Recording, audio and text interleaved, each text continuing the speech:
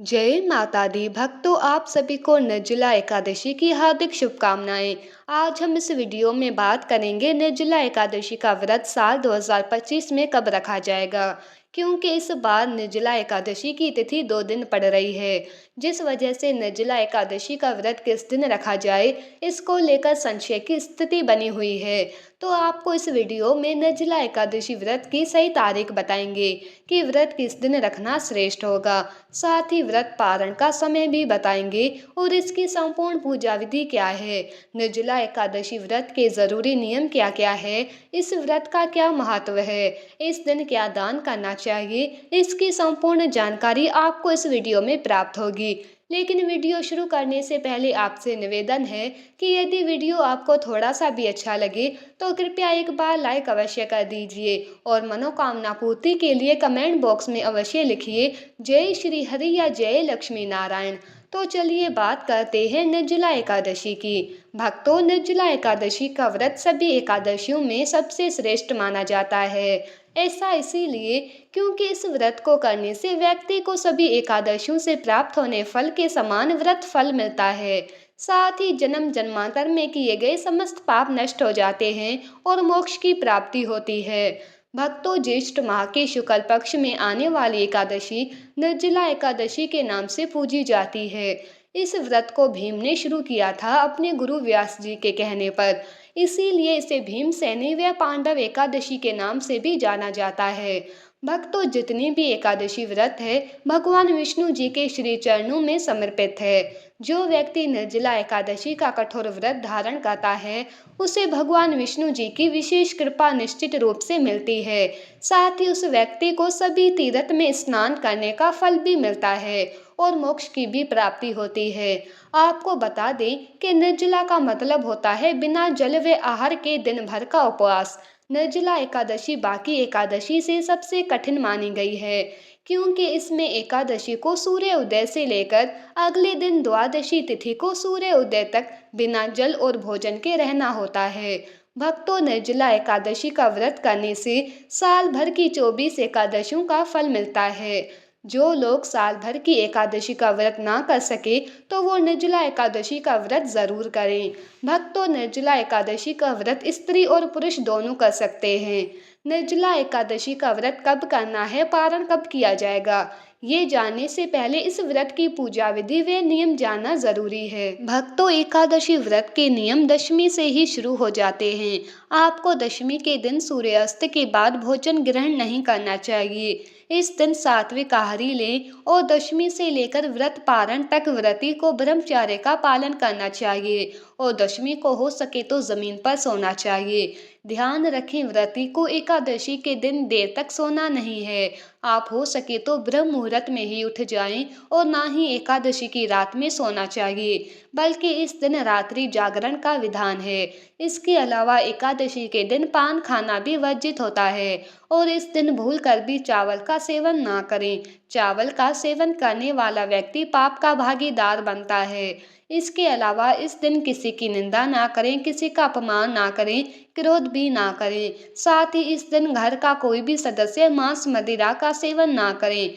हो सके तो प्याज लहसुन का सेवन ना करें। सात्विक आहार ग्रहण करें अगर आपने व्रत नहीं रखा है और इस दिन ज्यादा से ज्यादा विष्णु जी के मंत्रों का जाप करें। साथ ही प्याऊ की व्यवस्था भी करवाएं और इसके अलावा विष्णु सहस्त्र नाम का पाठ करने से विशेष फल की प्राप्ति होती है।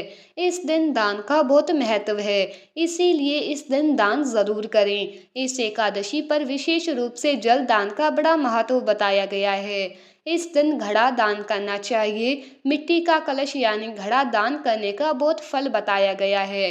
इसके अतिरिक्त आप इस दिन अन्न, वस्त्र, गौदान, फल, पंखा, छाता, मिठाई और धन का दान भी कर सकते हैं।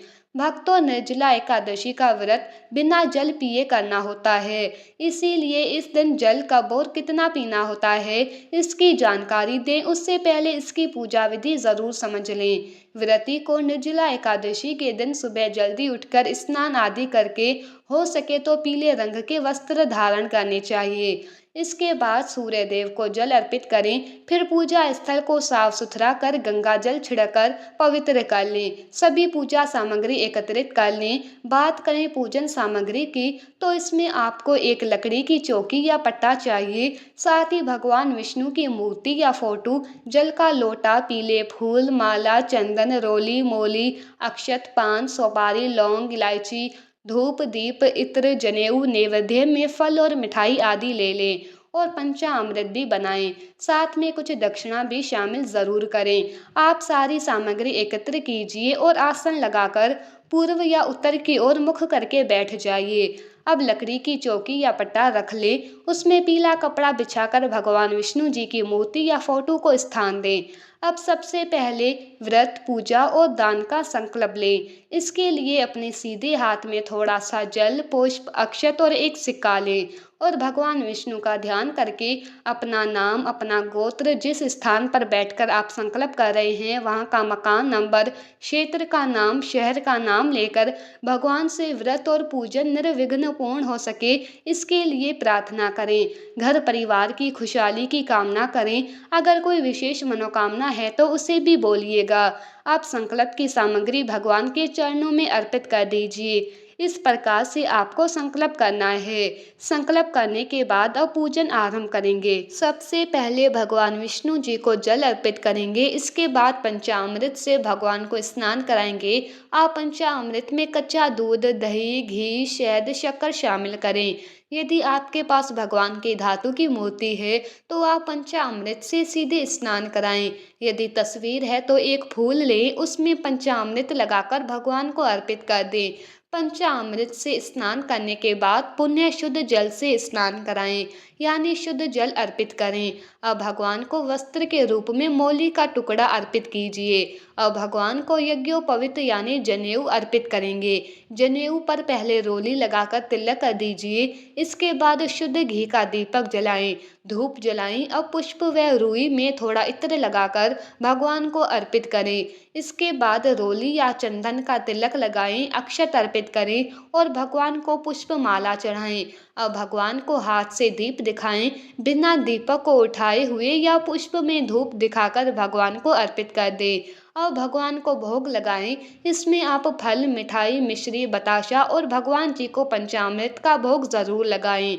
साथ में तुलसी का पत्ता जरूर रखें। भोग लगाने के बाद जल का आचमन करें। इसके बाद भगवान को तांबुल यानी कि पान के पत्ते पर 2 लौंग, 1 इलायची, 1 सुपारी रखकर अर्पित करें। इसके बाद अपनी इच्छा अनुसार भगवान को कुछ ना कुछ दक्षिणा भी अर्पित करें। साथ में आप जो कुछ इस दिन दान करने वाले हैं वो सामग्री भी पूजन स्थल पर जरूर रखें, उसका भी पूजन करें। जैसे आप जल कलश यानी घड़ा दान करने वाले हैं तो उसे पूजन स्थल पर जरूर रखें। इसके बाद हाथ जोड़कर भगवान से प्रार्थना कीजिए, हे भगवान, हमारे व्रत और पूजन को स्वीकार करें। पूजा में कोई चूक हुई हो तो क्षमा करें। अपने मन की इच्छा को भी बोलें। इसके बाद निर्जला एकादशी की कथा पढ़ें या सुनें। अब आप भगवान की आरती करके विधिवत पूजा को संपन्न करें। इसके बाद शाम को भी भगवान की पूजा, आरती, भोग जरूर करें। फिर रात्रि में जागरण करके श्री हरि के नाम का भजन करना चाहिए। फिर व्रत के अगले दिन यानी द्वादशी के दिन प्रातःकाल जल्दी उठकर पुण्य स्नान आदि करके भगवान विष्णु की विधिवत पूजा करें। इसके बाद किसी जरूरतमंद को या ब्राह्मण को भोजन कराकर दान दक्षिणा देने के बाद ही शुभ मुहूर्त में व्रत का पारण करना चाहिए।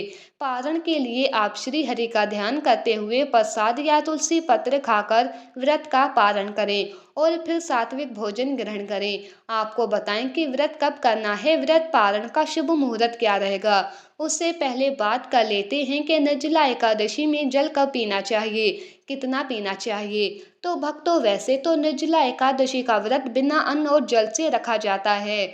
इस व्रत में पानी का सेवन वर्जित है, लेकिन इस व्रत में भीषण गर्मी का समय होता है।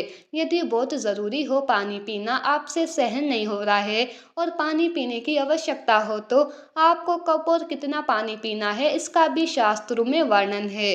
तो आपको बता दें कि निर्जला एकादशी के व्रत में स्नान और आचमन के सिवा जल वर्जित है। केवल दो चीजों में आप जल प्रयोग कर सकते हैं, एक तो नहाने के समय, दूसरा आचमन में। तो यदि आपका गला सूख रहा हो और पानी पीने की बहुत जरूरत हो, तब आप शाम की दिया बाती करने के बाद आचमन के तौर पर जल ग्रहण कर सकते हैं।